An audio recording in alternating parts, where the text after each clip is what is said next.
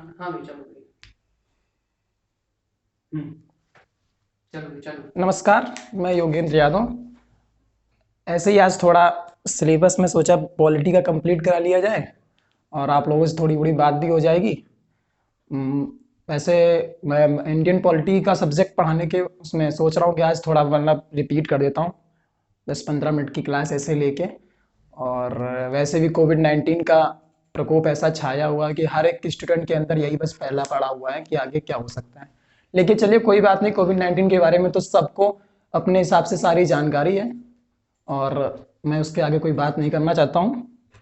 चलिए मैं आज इंडियन पॉलिटी थोड़ा शुरुआत करता हूँ। अगर आपको अच्छी लगती है तो प्लीज़ इसको लाइक करिएगा। ये तो नहीं कहूँगा कि सब्सक्राइब करिए मेरे चैनल को, लेकिन इतना ही कह सकता हूँ कि लाइक करिएगा। और अगर आपको ये अच्छा लगता है तो मैं आगे और कोशिश करूँगा बनाने के लिए, और जो मेरे पास नॉलेज है वो आपको दे सकता हूँ। तो अगर हम इंडियन पॉलिटी की बात करते हैं तो इंडियन पॉलिटी क्या है? भारतीय राज्य व्यवस्था, भारत के शासन को सुव्यवस्थित तरीके से चलाने की जो प्रक्रिया है इसको ही भारतीय राज्य व्यवस्था कहते हैं। जब भारत में जब क्या कहते हैं ईस्ट इंडिया कंपनी भारत में आई 31 दिसंबर सन 1600 को एलिजाबेथ टेलर प्रथम के द्वारा घोषणा किया गया कि ईस्ट इंडिया कंपनी की स्थापना लंदन में की गई। अब एक बात देखते हैं कि जब ईस्ट इंडिया कंपनी भारत आई तो उस समय भारत में किसका शासन था? जब ईस्ट इंडिया कंपनी भारत आई उस समय मुगल वंश का शासक था और शासन कर रहे थे जलालुद्दीन मोहम्मद अकबर। जब और उस समय ब्रिटेन में जो क्राउन थी वो एलिजा टेलर प्रथम थी। 31 दिसंबर 16 को महारानी के द्वारा एक चार्टर पर हस्ताक्षर किया और लंदन में स्थापना हुई ईस्ट इंडिया कंपनी की 1608 ईस्वी में। 1608 ईस्वी में कैप्टन विलियम हॉकिंस आया जहांगीर के दरबार में और उसने ये बात कही कि मुझे भारत में व्यापार करने की अनुमति मिली और मैं भारत में व्यापार करना चाहता हूं। तो जहांगीर ने यह बात कही कि ठीक है आप व्यापार कर सकते हैं। तो उसने 1611 में एक अस्थायी रूप से मसूलीपट्टनम आप जानते हैं मसूलीपट्टनम केरल के पास पड़ता है, मसूलीपट्टनम में पहली अस्थायी फैक्ट्री लगाई और 1613 में उसने सूरत में और 1615 में बंगाल में लगाई। अब हुआ क्या कि इधर जहांगीर ने सिर्फ इतना कहा कि आप लगा सकते हैं फैक्ट्री और व्यापार कर सकते हैं, लेकिन अब सिर्फ अंग्रेज इतनी सीमित तरीके से कहाँ रहना चाहते थे, वो तो पूरे भारत में सोच रहे थे कि मैं व्यापार कर सकूं। तो उन्होंने तभी कहा गया बंगाल और मद्रास और बॉम्बे 3 प्रेसिडेंसी थी अंग्रेजों की और इसी जगह ये व्यापार करते थे। तो और अब आप ये देखिए कि इन्होंने पहली फैक्ट्री लगाई क्या कहते हैं सूरत में, लेकिन इन्होंने सबसे पहले जो टैक्स लेने का अधिकार पाया था वो बंगाल में पाया था। उसका कारण क्या था? क्योंकि मुगल वंश के शासक थे 1707 के बाद क्या हुआ, जब औरंगजेब की मृत्यु हो गई तो मुगल वंश का पतन तुरंत चालू हो गया बड़ी तेजी के साथ। और जब मुगल वंश का पतन चालू हुआ बड़ी तेजी के साथ उस समय से, तभी कहते हैं कि इनको अंग्रेजों को बहुत अच्छी सुविधा हुई अपना व्यापार जमाने की और भारत में अपना साम्राज्य फैलाने की। अब होता क्या है कि जैसे ही 1707 में औरंगजेब की मृत्यु होती है, जब औरंगजेब मर जाता है तो उसके बाद क्या कहते हैं काफी मुगल बादशाह आते हैं। उसके बाद एक आता है फर्रुखसियर क्या करता है कि उसने वो कह देता है कि आप पूरे बंगाल में अपना व्यापार कर सकते हैं और बिना टैक्स दिए। अब यहाँ पर अंग्रेजों को बहुत ही अच्छी सुविधा मिल जाती है और उनको मिल जाता है कि अब हम पूरी तरीके से व्यापार कर सकते हैं बिना टैक्स दिए वो। अब होता क्या है कि जैसे कि बंगाल, अब यहाँ से बात छोड़ते हैं, अब ये बता देते हैं कि भारतीय संविधान शुरू कैसे होता है। यहाँ से थोड़ी बात बताते हैं, फिर कल परसों से और पूरी इसकी कहानी बताएं, क्योंकि पूरी कहानी जब तक जानेगा नहीं तब तक कोई इंसान पॉलिटी को सही से समझ नहीं सकता है। लेकिन आज थोड़ी सी क्लास है इसलिए मैं बता सकता हूँ कि भारतीय संविधान है क्या। भारतीय संविधान भारतीय राज्य व्यवस्था,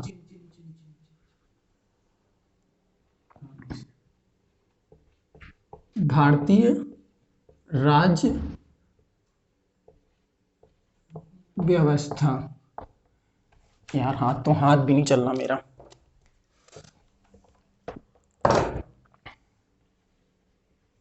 ठीक है, भारतीय राज्य व्यवस्था इंडियन पॉलिटी। इसमें क्या है कि इसमें जब मूल संविधान था तब भारतीय संविधान में कुल अनुच्छेद थे अनुच्छेद 395 भाग 22 और क्या कहते हैं अनुसूची 12। ये हमारे भारतीय संविधान में कुल अनुच्छेद 395 भाग 22 अनुच्छेद 12 है। अब एक एक करके हम आपको भाग बता देते हैं कि भाग क्या क्या है।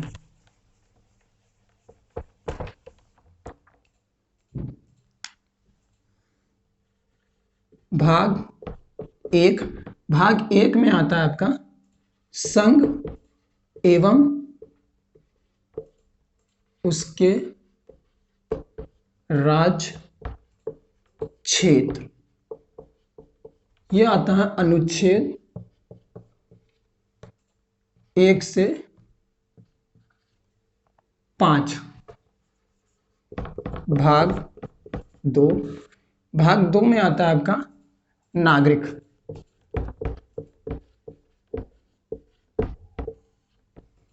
अनुच्छेद 5 से 11। भाग 3 संबंधित है मौलिक अधिकार।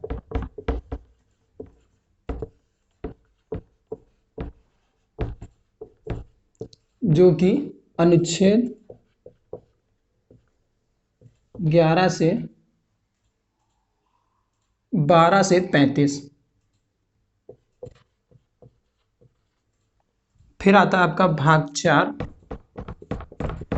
भाग 4 में आता है नीति निर्देशक तत्व।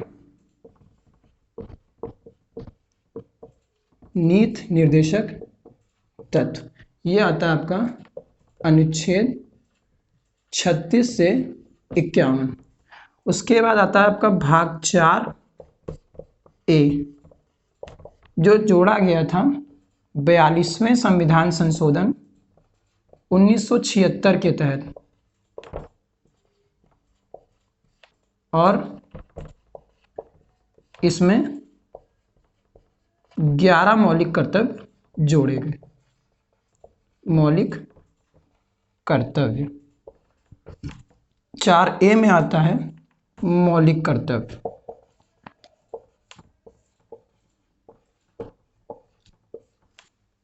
अनुच्छेद 51A।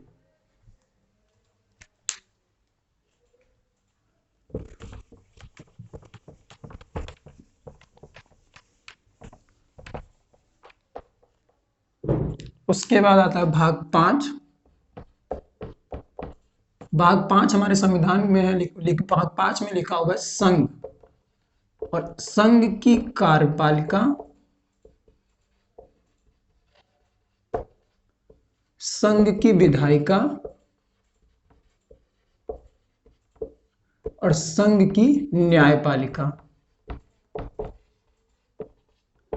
ये आता हमारा अनुच्छेद 52 से 151 तक और यही आता है भाग 6।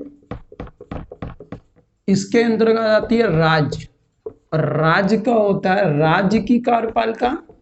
कार्यपालिका मतलब होता है मैं बताता हूं 1 मिनट। कार्यपालिका और राज्य की विधायिका राज्य की न्यायपालिका। राज्य की न्यायपालिका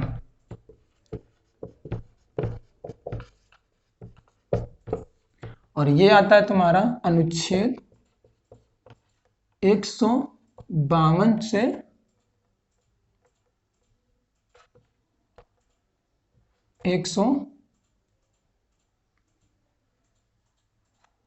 अनुच्छेद 152 से 236। 152 से 236 और बस आज इतना ही। वैसे बता देता हूं कि कार्यपालिका और विधायिका और न्यायपालिका का मतलब ये होता है कि कार्यपालिका का कार्य होता है कि जब विधायिका में आते हैं कि जो भी कानून बनते हैं वो विधायिका के माध्यम से बनते हैं और विधायिका जो कानून बनाती है उसको कार्यपालिका का कर्तव्य बनता है कि वो अपने माध्यम से सारे कानूनों का उसका कानूनों को सही तरीके से निर्गमन करवाए या उनको चलवाए। और न्यायपालिका का अर्थ होता है जब कार्यपालिका और विधायिका में मतभेद हो जाता है या विधायिका के द्वारा बनाए गए कानूनों में न्याय कार्यपालिका का जो विरोध हो जाता है या इनके बनाए गए कानूनों से कोई गड़बड़ी होती है या नागरिकों को मौलिक अधिकारों का हनन होता है, तब उसमें इंटरफेयर करती है न्यायपालिका। और न्यायपालिका पूरी तरीके से स्वतंत्र होती है। इसके आगे मैं आपको बाद में कंप्लीट कराता हूं। अगर वीडियो थोड़ा सा भी अच्छा लगता है तो प्लीज लाइक करें। मैं 2-3 दिन बाद फिर एक नया वीडियो लेके आता हूं। धन्यवाद।